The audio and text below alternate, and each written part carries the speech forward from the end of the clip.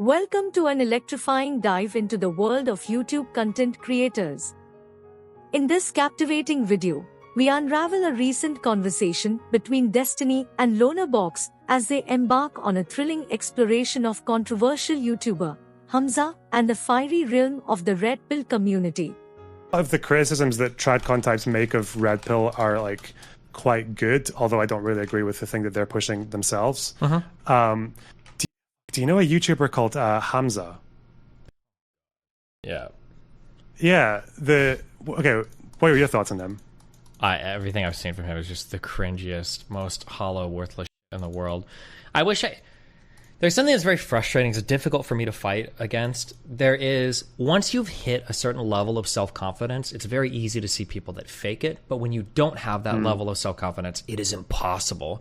So it's very frustrating trying to convince like a world full of people that have esteem issues that some people are charlatans or not. When you were there, it's very obvious that like the way that they try to sell confidence and the way they try to sell lifestyles, people's like, this ain't it. It's not going to make you happy. They probably don't even feel this way. But to a bunch of people that don't know otherwise, a lot of the things these people say are like super appealing, but nobody's like hitting like enlightenment or you know, developing themselves in a really positive way in the long term by any of these people. But it's just so hard to communicate that to people, and I usually just don't care. I'm not gonna sit here and try to like sell, you know, my life. Well, I guess in a way, I guess I kind of do now when I'm fighting with these people. But yeah, I hate that guy. Everything I've seen is just like cringes.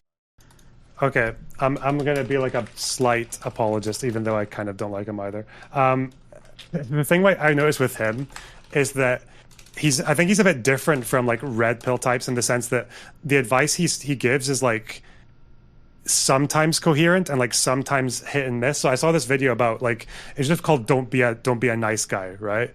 And for him, like basically a nice guy was just someone who who basically degrades women in the opposite way, is they think women are just these kind of people who all you need to do is agree with everything they say, put them on a pedestal, compliment the fuck out of them, and then that's how they'll fuck you instead, or just be their friend for a really long time, right? And I thought like that's like kind of insightful. That's like a very interesting way to put it, in that like that you're degrading women by putting them on a pedestal, and it's like its own kind of misogyny. But then he'll just go into this complete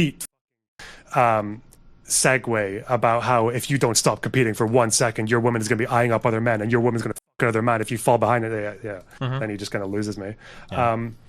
But I think like even his criticisms of the Red Pill as well, like he talks about how he's been like he talks openly about how he goes to therapy and shit, and how when he's at therapy he like learns about trauma, and all the Red Pillers are traumatized and shit.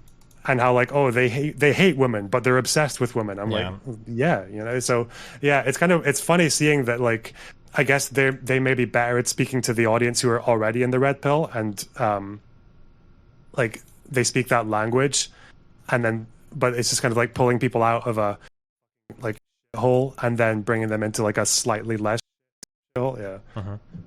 But then I don't know where that goes next. I feel like it's still the case that progressive types haven't really don't really know a way to grab that in the same way. Well, I mean, yeah, because progressives suck at talking to majority classes, but yeah, who knows? Yeah. Do you feel it might be? I've seen some videos of the Hamza guy that are really bad. I've seen other videos of him that aren't that bad at all. So it probably just depends on what we've seen. Like I'm sure there are some videos where it's like, oh, you know, it's okay, yeah. But yeah, there's like a bit where he talks about how he was feeling like really insecure in himself at the gym, and it made him like take it out on other people, and how he like had to stop himself from body shaming a guy in the gym in his mind. And I'm like, it's kind of adorable, but yeah, it's still just like it's just a shame that like for most of these Red Pill people who get sick of it, it's like that's where they're going to go next, right? And then it's like hopefully to the little bit less worse place. Yeah.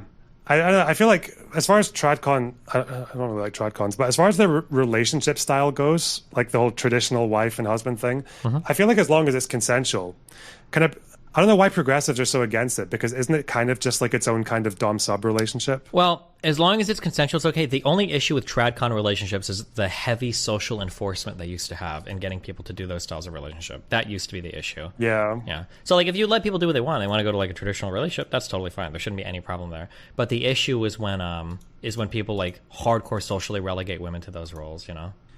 Yeah, I guess that's the difference now, is because like tradcons of today are very like those relationships are the ones that you see on TikTok and is that it's women who can be somewhere else, and they could easily be somewhere else, they just don't want to. Yeah, sure. And same with the guys.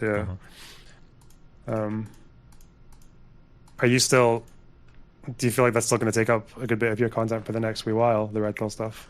No, I feel like it's kind of dying down. What do you think's coming next, or is there anything coming next? Well, we're about to enter our next political season, so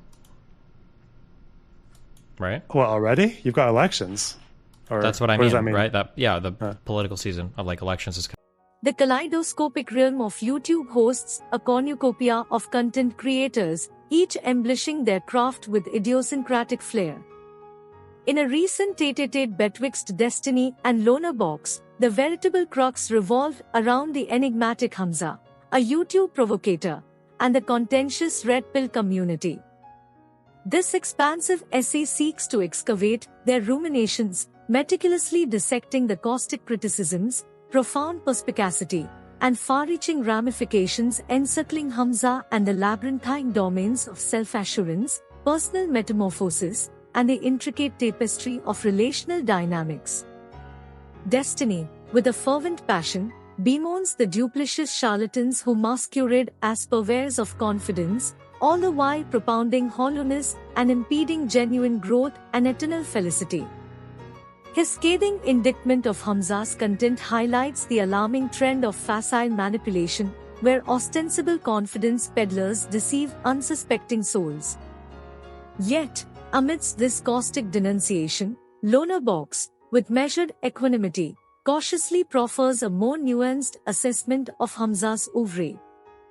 They astutely point to the flickering candle of enlightenment in Hamza's diatribe against the archetype of the nice guy, elucidating the precarious path of elevating women upon pedestals, inadvertently corroding the very essence of their being. However, LonerBox does not shy away from condemning Hamza's penchant for espousing extremist rhetoric that veers perilously close to the precipice of absurdity. The chorus of criticism resonates when Destiny and Hamza turn their fiery gaze towards the Red Pill community. With disarming vulnerability, they expound upon the underlying trauma that propels the denizens of this peculiar enclave.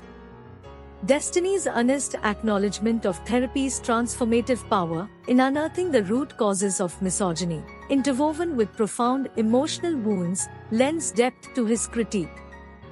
Indeed, the siren song of the Red Pill community enchants many a seeker, promising solace in their personal quests for growth and amorous conquests. Yet, Destiny poignantly contends that such solace is but a fleeting mirage, an ephemeral respite devoid of genuine enlightenment. Nonetheless, Destiny laments the Herculean task of persuading those shackled by their own insecurities, ensnared within a web of self-doubt, that the gurus and pontificators are mere charlatans. He acutely recognizes that the scales of perception are skewed, and penetrating the veil of duplicity becomes a Sisyphean endeavor. Destiny and LonerBox then navigate the tempestuous seas of engagement, where the progressive vessel struggles to tether itself to the majority class show. Their sagacious discourse unearths the disquieting reality that progressives often falter in effectively communicating with the very souls enamored by the Red Pill's allure, thus engendering a lacuna filled by alternative, albeit imperfect, ideologies. Within this tapestry of contemplation, LonerBox adroitly highlights the variegated hues of Hamza's content. A tableau unfolds where brilliance commingles with mediocrity, revealing the oscillation of Hamza's messaging. Such oscillation warrants discernment, a clarion call to approach content consumption with a critical lens. This meandering conversation also illuminates the path trodden by disillusioned souls seeking respite from the Red Pill's clutches.